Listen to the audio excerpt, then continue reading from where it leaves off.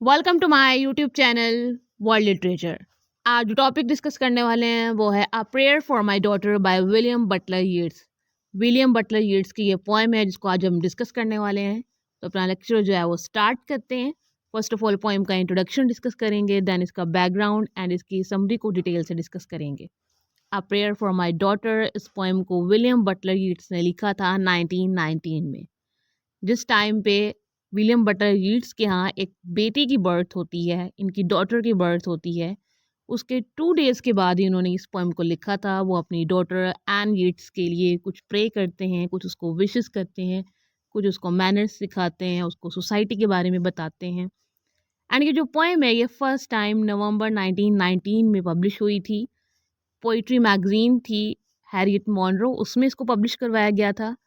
Then इसको एक collection थी माइकल रोबाटीज, उसमें इसको पब्लिश करवाया गया था 1921 में। पोएम का बैकग्राउंड डिस्कस करते हैं। अब जब पोएम लिखी गई थी उस टाइम पे जस्ट वर्ल्ड वॉर वन जो है वो एंड हुई थी 1918 में। अब नवंबर 1918 में 20 मिलियन लोग डेड हो जाते हैं, यूरोप का ओल्ड ऑर्डर कोलैप कर जाता है और यीट्स यूरोप को कहते हैं कि ये अब मेरा अनारकी रह गई है। इनकी जो सेकंड कमिंग पोएम थी उसमें वो यूरोप को इस तरह से कहते हैं। देन जो सिविलाइजेशन थी वो भी एंडिंग की तरफ जा रही थी। मीन्स के वर्ल्ड वॉर वन के बाद बहुत सारी चीज़ें जो है वो चेंज होना शुरू हो गई थी। आयरिश वॉर ऑफ इंडिपेंडेंस जो कि 1919 में स्टार्ट होती है। जब विलियम बटलर यीट्स की डॉटर की बर्थ होती है एन यीट्स की, तो उसके एक मंथ पहले ही गुरिल्ला वॉर स्टार्ट होती है आयरलैंड और ब्रिटिशर्स के दरमियान। अब एंग्लो आयरिश अरिस्टोक्रेटिक जो वर्ल्ड है वो भी ख़त्म होना शुरू हो जाती है। एंड जो गैल्वेट टावर है वहाँ पर रियल वायलेंस हमें नज़र आती है। एंड जो ग्रेगरी वुड है, जो कि इस पोएम में ये कुछ वर्ड्स यूज़ किए गए हैं, वो एक ग्रेगरी स्टेट है, एक लेडी की स्टेट थी जिसको जो है वो सिंबलाइज किया जाता है एंग्लो आयरिश क्लास से। एंड इवन कि ये सब क्लासेस ख़त्म होना शुरू हो गई, वहाँ पे जो बड़ी बड़ी बिल्डिंग्स थी, बिग हाउसेस थे, वो सब कुछ ख़त्म होना शुरू हो गया। यीट्स इन सब को विटनेस कर रहे थे। जब विलियम बटलर यीट्स ने ये सब कुछ देखा तो वो अपनी डॉटर के लिए जो है वो बहुत वरीड हो गए कि मेरी डॉटर जो है वो क्या फ्यूचर लेकर आई है, वो क्या देख रही है। अभी जस्ट वर्ल्ड वॉर वन जो है वो एंड हुई है, ये गुरिल्ला वॉर स्टार्ट हो गई है, एंग्लो आयरिश अरिस्टोक्रेटिक वर्ल्ड ख़त्म हो रही है, कस्टम्स एंड जितनी भी ट्रेडिशंस हैं वो सब कुछ ख़त्म हो रहा है। एंड अब इनकी डॉटर जो है वो कैसे सर्वाइव करेगी ऐसी वर्ल्ड में जहाँ पर जो है वो सोसाइटी जज करती है, वुमेन को क्रिटिसाइज करती है, एंड जहाँ पर ब्यूटी को जो है वो एडमायर तो किया जाता है, उसे चेज भी किया जाता है एंड उसे नेगेटिवली यूज भी किया जाता है। थर्ड जो इस पोएम का बैकग्राउंड आता है वो मॉडगॉन आता है। अब विलियम बटलर यीट्स ने मॉडगॉन को 4+ टाइम्स जो है वो शादी के लिए प्रपोज किया था, बट उन्होंने ये प्रपोजल रिजेक्ट कर दिया और जॉन मैकब्राइड से शादी कर ली जो कि एक रेवोल्यूशनरी था। अब विलियम बटलर यीट्स कहते हैं कि वो ब्यूटीफुल लेडी थी लेकिन उसने पॉलिटिक्स को प्रेफरेंस दी और पॉलिटिक्स ने उसकी ब्यूटी को डिस्ट्रॉय कर दिया और उसने मैकब्राइड जैसे बंदे से शादी करके खुद की लाइफ को, खुद की ब्यूटी को डिस्ट्रॉय कर लिया।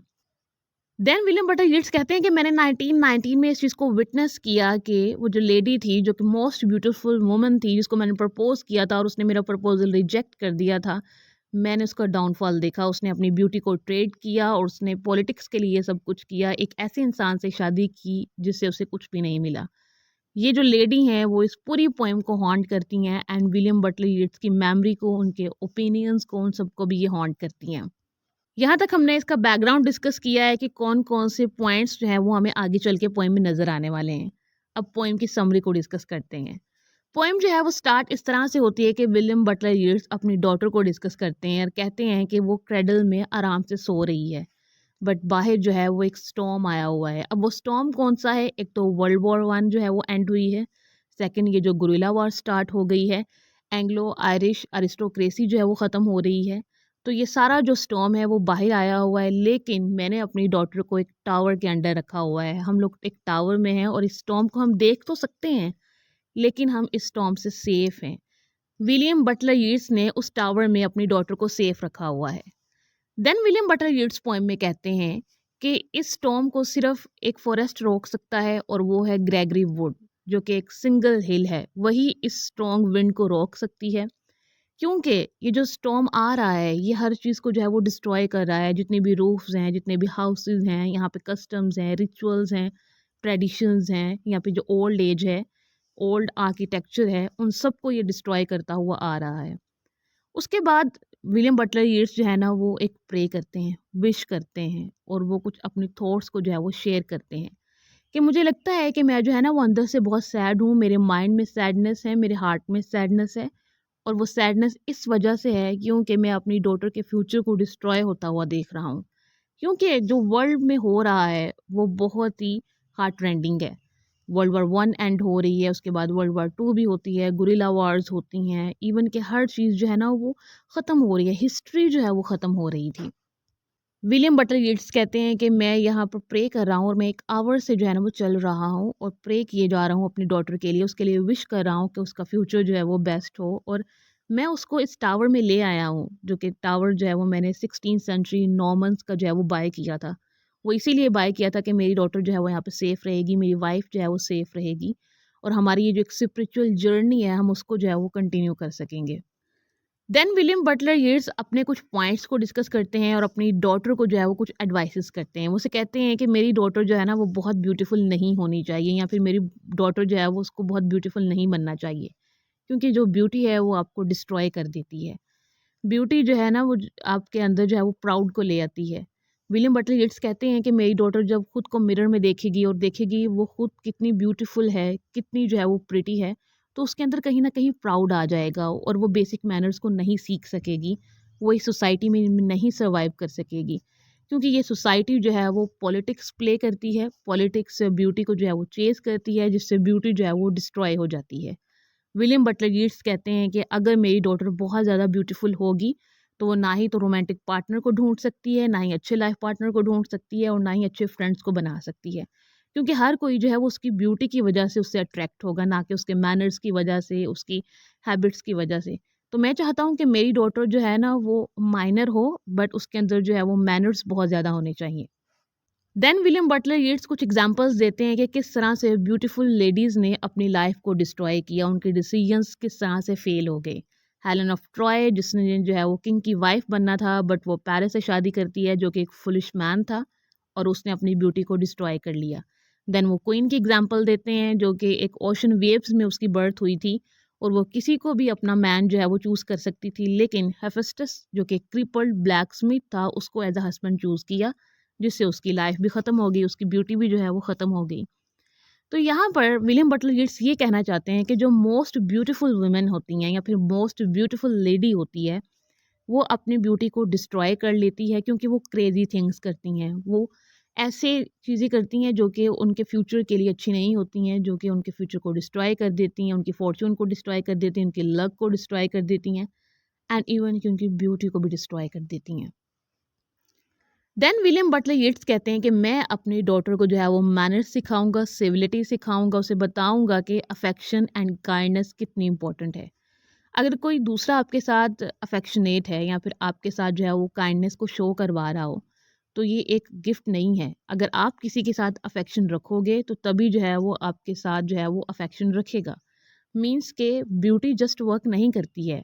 जो बहुत ज़्यादा ब्यूटीफुल लोग नहीं होते हैं उन्हें खुद पर काम करना पड़ता है। उन्हें जो है ना ये अफेक्शन, काइंडनेस, लव, प्योरिटी ये सब कुछ अर्न करना पड़ता है। वो कुछ चीज़ें जो हैं वो लाइफ में एक्सपीरियंस करते हैं, देन ही उनके पास ये सारे मैनर्स आते हैं। उसके बाद विलियम बटलर येट्स कहते हैं कि अगर कोई वुमन ब्यूटीफुल होगी तो वो एक मैन को जो है वो मैड कर सकती है, बट उसे मैनर्स कभी भी नहीं सिखा सकती है। बट अगर एक मैनर्स वाली लेडी होगी तो वो हमेशा जो है वो दूसरे इंसान को अट्रैक्ट करती है, उसे ठीक कर सकती है एंड इवन के जो पुअर मैन हैं उन्हें भी जो है ना वो ऐसी लेडीज़ पसंद आती हैं, क्योंकि ब्यूटी अकेले वर्क नहीं करती है। ब्यूटी के साथ इंसान के पास कुछ मैनर्स एंड सिविलिटी का होना भी इम्पोर्टेंट है। देन विलियम बटलर येट्स कहते हैं कि मेरी जो डॉटर है वो एक प्रॉस्पेरस ट्री की तरह होनी चाहिए, जो कि व्यू से हिडन रहे बट वो मेन पॉइंट भी हो। और उसकी थॉट्स एक फिंच की तरह होनी चाहिए ताकि वो अपने अच्छे आइडियाज़ दूसरों के साथ शेयर कर सके, अपने इंटेलिजेंस को जो है वो दूसरों के साथ शेयर कर सके और वो कभी भी जो है ना वो प्राउड को अपने अंदर ना लेकर आए। देन विलियम बटलर येट्स कहते हैं कि मेरी डॉटर जो है वो एक ग्रीन लॉरल ट्री की तरह बने, जो कि स्ट्रॉन्ग हो, जिसकी रूट्स जो हैं वो स्ट्रॉन्ग हो और कोई भी स्टॉर्म जो है ना वो उसे हिला ना सके, उसके मैनर्स को, उसकी प्योरिटी को, उसके लव को, काइंडनेस को, अफेक्शन को ख़त्म ना कर सके।